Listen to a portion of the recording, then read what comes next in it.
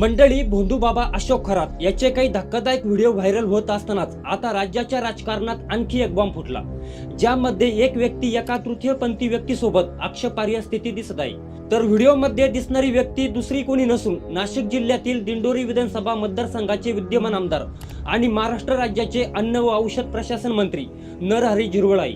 हा व्हिडिओ सुमारे 7 महिने जुना असल्याचं बोललं जाते, पण झिरवळ हे सध्या राज्याच्या राजकारणातील एक अत्यंत महत्त्वाचं नाव असून त्यांच्याकडे कॅबिनेट मंत्री पदाची जबाबदारी आहे। पण हे संपूर्ण प्रकरण काय आहे, तसेच नरहरी झिरवळ नक्की आहे तरी कोण, तेच आपण सविस्तर बघणार आहोत। नमस्कार मंडळी, मी विठ्ठल, तुम्ही बघताय वेद.com। तर नाशिकच्या एका दुर्गम आदिवासी भागातून येऊन 1984 मध्ये आपल्या वानेरी गावचे सरपंच म्हणून त्यांनी आपल्या कारकिर्दीला सुरुवात केली। त्यानंतर पंचायत समिती सदस्य, जिल्हा परिषद सदस्य म्हणून निवडून आले आणि पुढे लोकसंपर्काच्या जोरावर 1999 मध्ये राष्ट्रवादी काँग्रेसच्या माध्यमातून ते विधानसभेवर निवडून आले।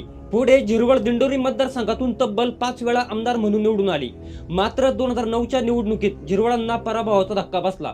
शिवसेनेच्या धनराज महाले यांनी त्यांचा पराभव केला होता। 2019च्या विधानसभा निवडणुकीनंतर राज्यात महाविकास आघाडीचे सरकार स्थापन झाले। त्यानंतर झिरवळ यांची विधानसभेच्या उपाध्यक्षपदी निवड करण्यात आली। झिरवळ हे शरद पवार यांच्या जवळचे मानले जात होते, मात्र अजित पवार यांनी राष्ट्रवादीतून बाहेर पडल्यानंतर झिरवळ यांनी शरद पवारांची साथ सोडली। सध्या ते महायुती सरकारमध्ये कॅबिनेट मंत्री म्हणून कार्यरत आहे। आदिवासी समाजाचे प्रश्न मांडणारे एक आक्रमक पण स्वभावाने साधे नेते म्हणून त्यांची ओळख आहे। पण धक्कादायक गोष्ट म्हणजे झिरवळ हे अडचणीत आलेले राष्ट्रवादीचे तिसरे मंत्री ठरले। यापूर्वी संतोष देशमुख हत्या प्रकरणामध्ये प्रमुख आरोपी वाल्मी कराड सोबत जवळीक असलेले धनंजय मुंडेंना मागील वर्षी मंत्रिपदाचा राजीनामा द्यावा लागला होता। त्यानंतर नुकत्याच समोर आलेल्या अशोक खरात प्रकरणामध्ये राज्याच्या महिला आयोगाच्या अध्यक्षा रुपाली चाकणकर यांना राजीनामा द्यावा लागला आणि आता पुन्हा झिरवळ हे आपल्या शासकीय निवासस्थानी एका तृतीयपंथी व्यक्तीसोबत बेडवर दिसत आहे। सध्या जो तृतीयपंथी व्यक्तीसोबतचा व्हिडिओ व्हायरल होत आहे तो सुमारे 7 महिने जुना असल्याचं बोललं जात आहे। राजकीय वर्तुळात अशी चर्चा आहे की पवन यादव नावाच्या ज्या व्यक्तीसोबत हा व्हिडिओ आहे त्या व्यक्तीवर खंडणीचे गुन्हे दाखल आहे। त्यामुळे हा मंत्र्यांना अडकवण्यासाठी रचलेला एखादा हनी ट्रॅप किंवा राजकीय षडयंत्र असू शकतं, असा प्रश्न उपस्थित केला जात आहे। विशेष म्हणजे अवघ्या काही महिन्यापूर्वी झिरवळ यांच्या कार्यालयात धाड टाकली होती। त्यांच्या कार्यालयातील एका लिपिकाला आणि खासगी सहाय्यकाला एका मेडिकल लायसन्सच्या कामासाठी 35,000ची लाच मागितल्या प्रकरणी रंगेहात पकडण्यात आली होती। या प्रकरणानंतर विरोधकांनी त्यांच्या राजीनाम्याची जोरदार मागणी केली होती। त्यावर त्यांनी माझा संबंध सिद्ध झाल्यास मी राजीनामा देईन असे जाहीर आव्हान दिले होते।